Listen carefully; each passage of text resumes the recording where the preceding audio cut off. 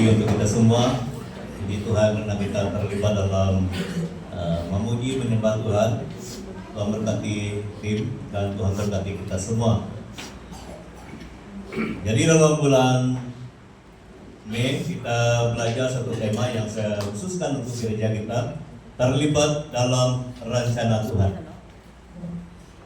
Rencana Tuhan itu merangkumi kehidupan kita semua, seluruhnya, bukan hanya di gereja, bukan hanya waktu kita memuji Tuhan, tetapi setiap hari. Jadi dari minggu yang pertama saya sudah menyampaikan firman Tuhan dari Filipi 1 ayat 27 sampai 30, dan yang kedua dari Roma 8 ayat 1 sampai 7 yang mempunyai tema yang berasingan, tetapi sama-sama menyokong ataupun memberi kekuatan untuk terlibat dalam rencana Tuhan. Hari ini kita akan belajar satu tema, karena rencana Tuhan itu adalah seluruh kehidupan kita. Jadi gambar ini saya sengaja pilih untuk membuktikan dan juga memberi penerangan bahwa rencana Tuhan itu adalah setiap langkah kita. Di mana kita melangkah, di situ Tuhan mau hadir. Di situ Tuhan mau menyatakan kehendaknya. Jadi apabila kita tahu bahwa rencana Tuhan itu adalah seluruh kehidupan kita, maka kita akan belajar firman Tuhan dan melakukannya dalam kehidupan kita supaya rencana Tuhan itu dilakukan. Jadi hari ini kita belajar satu tema, jadi dari satu bagian dari Roma, masih Roma. Dalam khotbah yang terakhir ini saya sengaja ambil bagian Roma 8, 14 sampai 17. Firman Tuhan berkata demikian, semua orang yang dipimpin Roh Allah adalah anak Allah.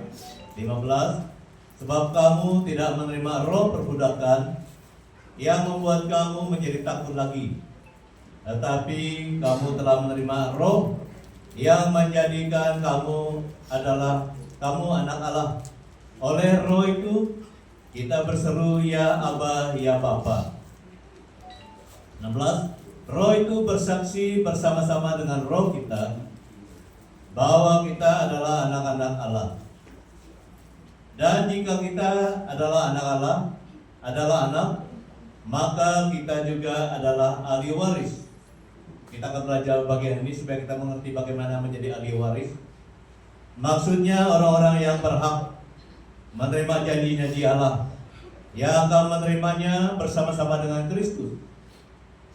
Yaitu jika kita menderita bersama-sama dengan Dia, supaya kita juga dipermuliakan bersama-sama dengan Dia. Jadi dari bagian ini saya ambil satu tema, ada kesatuan dengan Roh Kudus Tuhan. Ini yang membuat kita boleh terlibat dalam rencana Tuhan. Rencana Tuhan itu boleh terjadi dalam kehidupan kita kalau kita bersatu dengan Roh Kudus. Karena Roh Kudus itu sudah menandangkan kita, sudah memeteraikan kita. Efesus 1 ayat 13.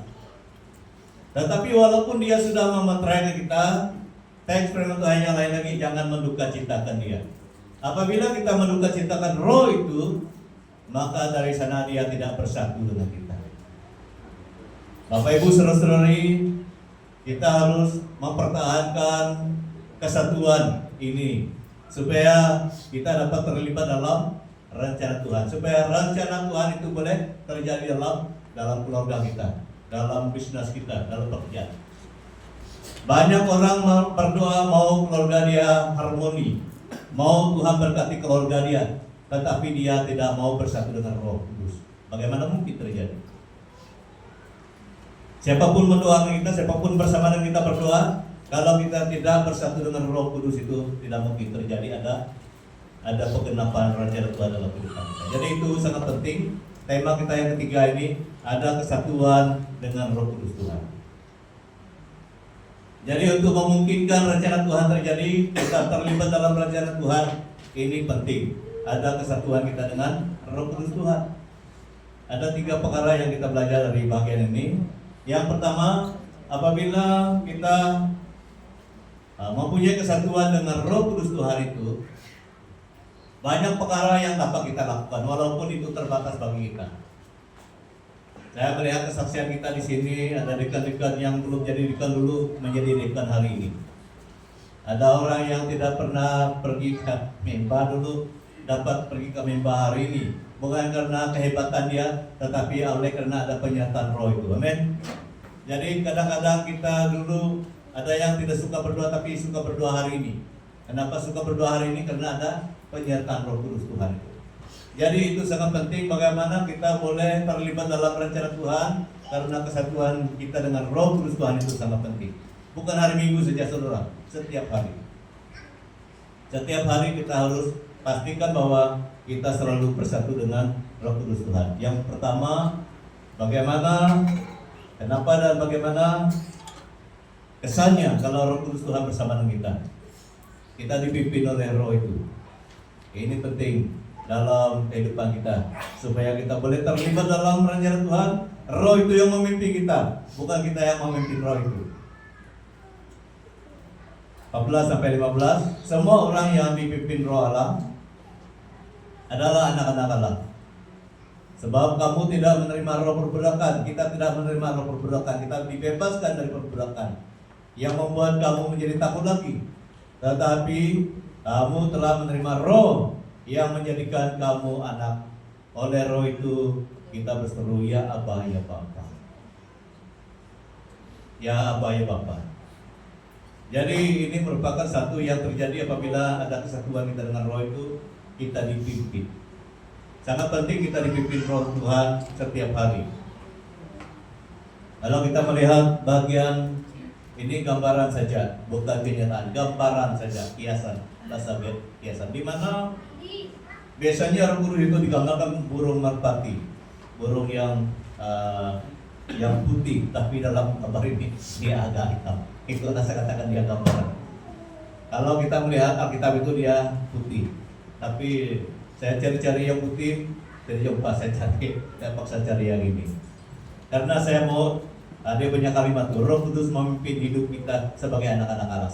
Saya minat dengan kalimat itu karena dia menyokong tema ini, garis besar ini. Gambar itu kurang menyokong karena dia agak kegelapan, tapi tidak menjadi masalah karena itu hanya bahasa kiasan, gambaran saja. Bapak Ibu saudara-saudari, ini yang menguatkan kita. Setiap orang, semua orang yang dipimpin Roh Allah sama dengan Roh Kudus, Roh kebenaran. Banyak istilah Roh Kudus ini. Roh Kudus, Roh kebenaran, Roh Tuhan, Roh Allah. Roh yang dijanjikan itu sama dengan Roh Kudus Tuhan. Jadi jangan kita keliru, itu bukan ada perbedaannya. Roh Allah sama dengan Roh Tuhan, sama dengan Roh Kudus, sama dengan Roh kebenaran, sama dengan Roh yang diutuskan. Dalam Alkitab banyak sekali istilah-istilah yang dipakai dengan membuktikan bahwa itu adalah roh daripada Tuhan. Roh daripada Tuhan itu dikenal sebagai Roh Allah, Roh Tuhan, Roh kebenaran, Roh Kudus. Itu pribadi yang sama, saudara. Itu bukan berbeza-beza, itu pribadi yang sama. Jadi puji Tuhan, karena apabila kita dipimpin oleh Roh Kudus Tuhan ataupun Roh Allah itu, kita dikenal sebagai anak-anak Allah. Yang sangat penting yang mengenal kita sebagai anaknya adalah Dia, saudara. Ini yang sangat penting. Walaupun manusia lain tidak kenal kita sebagai anak Allah, tetapi pastikan Bapa surgawi.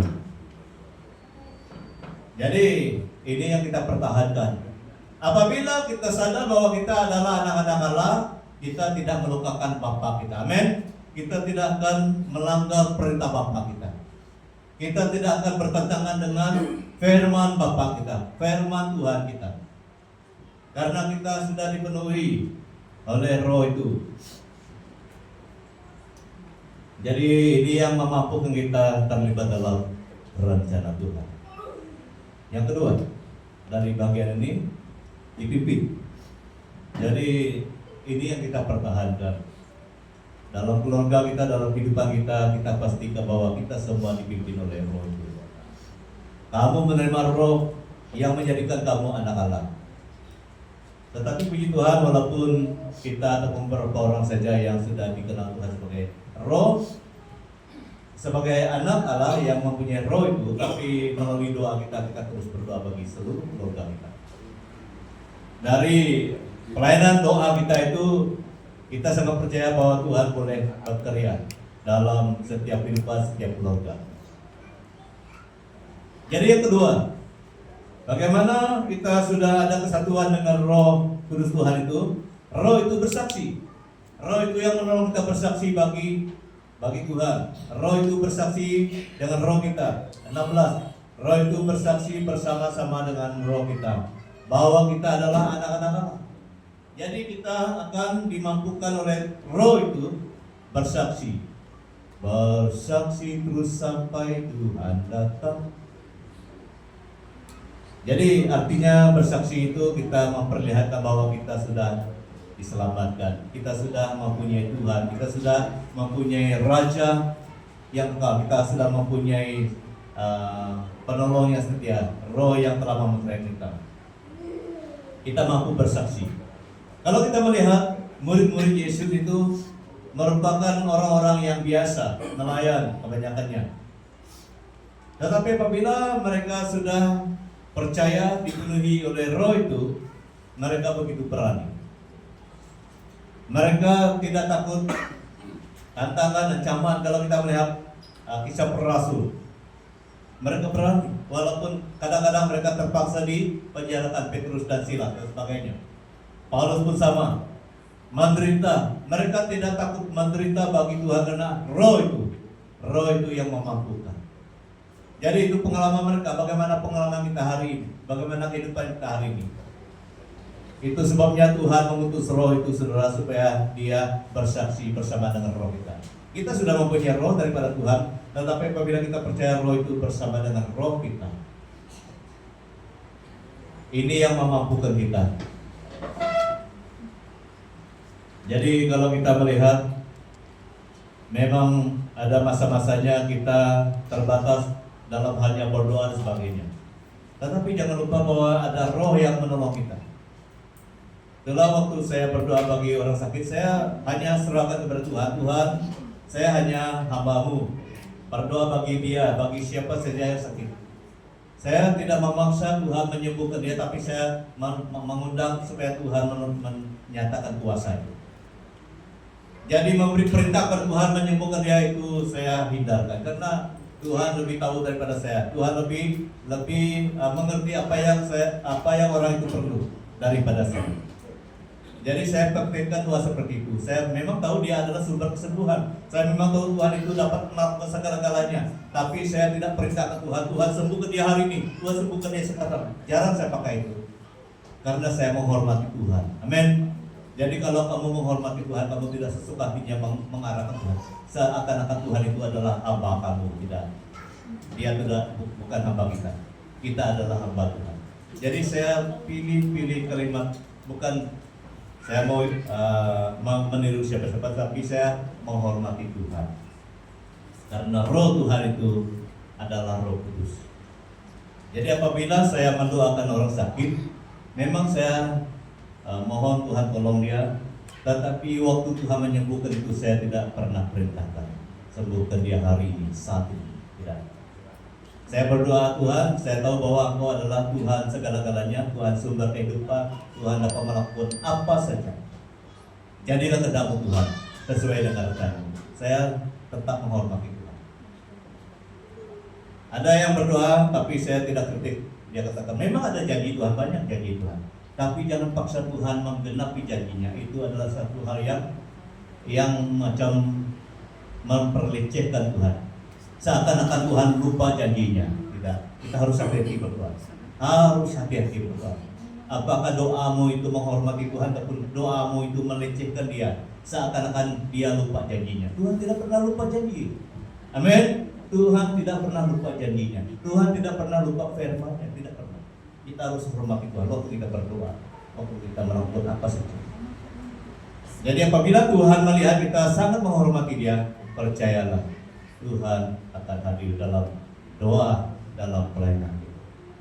Ini sikap yang saya perlu sharekan di sini, karena kita bersaksi dengan roh itu lebih pintar daripada roh kita, daripada diri kita sendiri. Oleh itu mari kita terus bersaksi dan biarlah roh itu memimpin kita. Karena roh itu adalah Roh Kudus Tuhan yang memungkinkan kita menjadi anaknya. Kita harus setia dipimpin oleh Roh itu. Jadi ada satu teks yang saya tidak catat di sana, jangan melukakan Roh itu. Memang dia menerai kita, memang dia telah hadir dalam hati kita, tapi dalam surah Rasul Paulus katakan dia memberi satu perintah, satu amaran, jangan mendukakan Roh Kudus Tuhan. Dengan apa? Dengan perbuatan kita, dengan sikap kita yang ego, dengan sikap kita yang tidak menghormati Bapa. Contohnya tadi kita seakan-akan pikir Bapak, kita lupa janji. Kita seakan-akan pikir Bapak, kita lupa firman-Nya. Tidak pernah lupa. Tuhan kita tidak pernah lupa firman-Nya. Tuhan tidak pernah lupa janjinya. Jadi apabila ada sikap-sikap kita yang tidak menghormati Dia, dari sana juga kita boleh mendukakan Dia. Jadi kita harus sadar bahwa Dia lebih pintar daripada kita. Dia lebih tahu daripada kita. Sebelum kita masuk besok, Dia sudah ada di hari besok dan seterusnya. Jadi sikap kita itu harus merupakan sikap anak-anak Allah, anak-anak Tuhan, yang menghormati Dia sebagai Bapa kita, sebagai Tuhan kita. Ini sangat penting. Yang terakhir pada hari ini, kehidupan kita harus bersama dengan Kristus. Itu tanda kita ada kesatuan dengan Roh itu. Kehidupan kita harus bersatu juga bersama juga dengan Kristus. Dan jika kita adalah anak, maka kita juga adalah ahli waris. Maksudnya orang-orang yang berhak menerima janji-janji Allah, yang akan menerimanya bersama-sama dengan Kristus. Ini penting, bersama-sama dengan Kristus. Dan yaitu jika kita menderita bersama-sama dengan Dia. Menderita dulu baru dimuliakan. Kadang-kadang kita mau dimuliakan tapi tidak mau menderita. Firman Tuhan jelas katakan di sini, jika kita menderita bersama-sama dengan Dia itu adalah Tuhan Yesus, supaya kita juga dipermuliakan bersama-sama dengan Dia itu adalah Tuhan Yesus. Jadi ayat ini sangat lengkap. Yang pertama tadi dia katakan jika kita anak, kita juga ahli waris, berhak menerima janji Allah bersama dengan Kristus. Jika kita tetap anak, dalam Wahyu katakan barang siapa menang, dia akan mendapat yang dijanjikan. Coba kamu cek, barang siapa setia, dia akan dihargai oleh Tuhan. Dalam ayat firman Tuhan banyak sekali dia mau kita menang, saudara. Menang artinya tetap mempertahankan status kita sebagai anak. Anak yang hormat Bapa, anak yang tetap mencintai Bapa, percaya kepada Bapa, kepada Tuhan. Jadi kalau saya sebut Bapa itu sama dengan Tuhan. Kalau saya sebut Tuhan itu sama dengan Bapa surgawi. Karena itu adalah istilah-istilah yang memperkenalkan siapa Tuhan kita, siapa Bapa kita. Jadi jika kita anak, ini bukan anak hari ini sampai hari Minggu sejak besok tidak anak lagi, itu bukan, saudara. Jika kita anak sampai selama-lamanya, tetap percaya kepada Bapa, tetap percaya kepada Tuhan, baru kita boleh mendapat waris itu bersama Kristus. Jadi itu adalah satu petanda bahwa kita harus setia menjadi anak itu bersama dengan Kristus apabila Kristus menampakkan dirinya kepada semua orang di hari yang terakhir. Jadi kalimat ini adalah merangkumi keseluruhnya. Dia mau kita tetap menjadi anak sampai selama-lamanya, sampai kita mengembuskan nafas yang terakhir. Jadi sekarang kita menjadi orang Kristen. Sekarang kita adalah orang yang taat melayani, tetapi jadilah orang Kristen taat dalam melayani sampai selama-lamanya. Itu istilah anak yang dipakai dalam bagian ini. Amin. Jadi kita harus sadar bahwa kita sudah diangkat menjadi anak. Yohanes 1 ayat 12. Barang siapa percaya pada Yesus, dia dikenal sebagai anak-anak Allah. Jadi dari peristiwa itu, saudara, dari peristiwa kita percaya pada Yesus, harus kita pertahankan.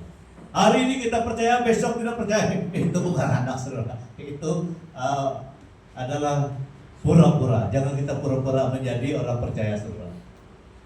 Ingat Yohanes 1 ayat 12, kamu rujuk nanti. Barang siapa percaya kepada Kristus, barulah dia boleh menjadi anak.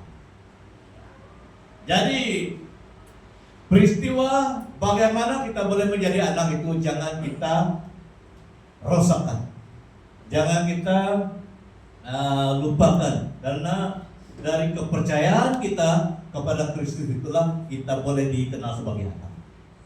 Jadi setiap hari selama kita hidup, kita perlu percaya, saudara. Kita perlu mengandalkan Dia yang telah menyelamatkan kita. Jadi itu sikap kita mempertahankan status kita sebagai anak itu.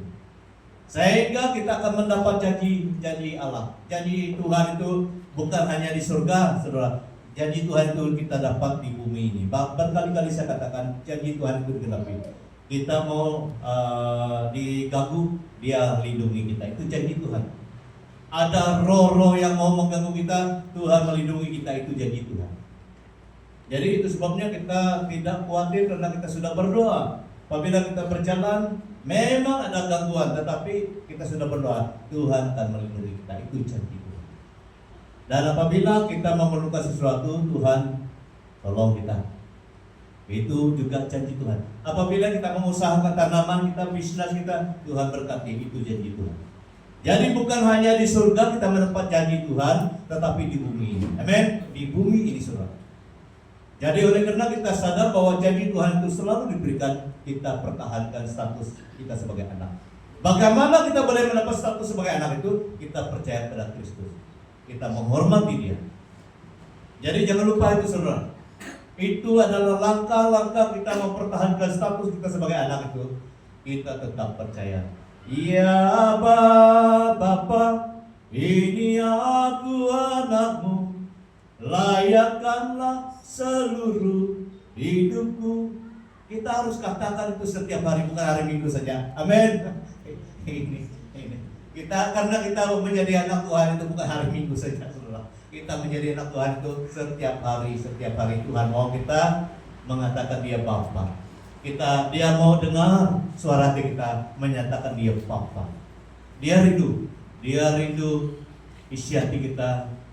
Walaupun kita tidak mengeluarkan suara, tapi isi hati kita selalu katakan Dia Bapa, Dia Tuhan kita. Setiap hari. Apabila itu sikap kita di mana-mana kita berada, janji Tuhan itu ditunjukkan. Tuhan menyertai kita, dan kita itu membuktikan bahwa kita hidup bersama dengan Kristus. Jadi dunia ini berubah-ubah, saudara. Jangan khawatir. Yang mengkhawatirkan kita adalah kita tidak bersama dengan Tuhan. Memang ada masalah di bumi ini, tetapi itu tidak menggagalkan Bapa kita, tidak menggagalkan Tuhan kita menolong kita. Yang menjadi masalah apabila kita gagal mempertahankan status kita sebagai anak. Artinya kita gagal percaya, kita gagal mengasihi Dia dengan sepenuh hati. Itu yang menjadi masalah besar. Apabila kita tetap mempertahankan status kita sebagai anak dan Dia kenal kita, tetap mempercayai Dia, masalah dunia ini tidak mungkin menggagalkan Tuhan kita. Ini yang penting. Ini yang saya dapat daripada teks ini. Apabila kita tetap mempertahankan status kita, wibawa kita sebagai anak, masalah dunia tidak mungkin dapat menggagalkan Tuhan menolong kita. Amin. Tidak mungkin. Kita melihat masa-masa yang dulu. Di Korea, saya pernah pergi Korea. Tahun 2000 berapa, saya kurang tahu, ada satu kali saya pergi Korea. Di Korea saya pernah melihat ada banyak kubur misioneri dulu. Kita lebih lambat daripada orang Korea. Orang Korea itu sudah awal jadi orang Kristen daripada Malaysia. Malaysia ini ke belakang daripada orang Korea. Tetapi walaupun mereka diperbudakan 40 tahun.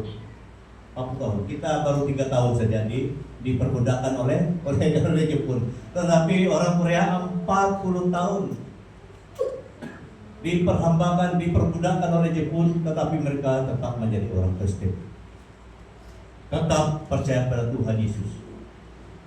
Tidak heran orang Korea itu terlalu diberkati oleh Tuhan karena mereka tidak pernah tinggalkan iman mereka. Saya sekali lagi share pengalaman ini karena saya sendiri melihat di Korea itu. Sampai sekarang mereka tetap mencintai, walaupun banyak acara lah. Ada juga yang persu sekarang ini di Korea. Kita tidak semua dia yang benar. Waktu kami jalan-jalan sana pun kami punya guru itu, guru Kristofa orang Korea, dia adalah guru kami di Lawas dulu. Dia katakan tidak semua gereja di Korea ini adalah Protestan ataupun ajaran yang ikut Injil. Ada juga, tapi tidak semua lah. Ada juga. Tidak ada dunia ini ataupun di negara manapun tidak ada yang betul-betul pure.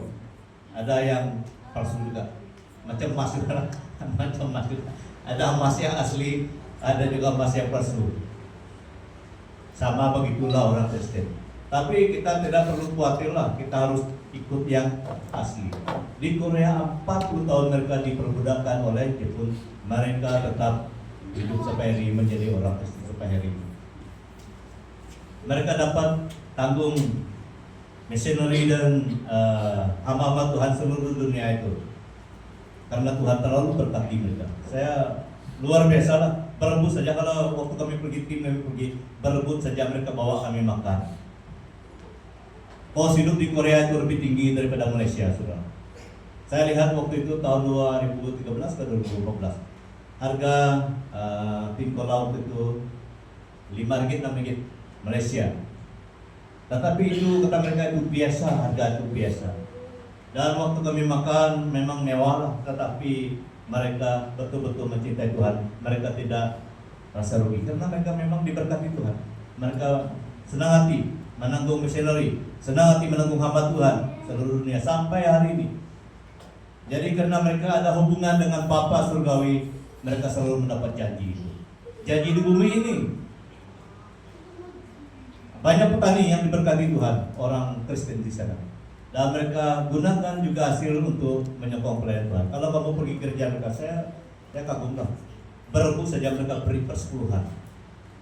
Tapi saya tidak tahu lah gereja kita ini betul-betul setia atau tidak. Tapi mereka itu betul-betul beri.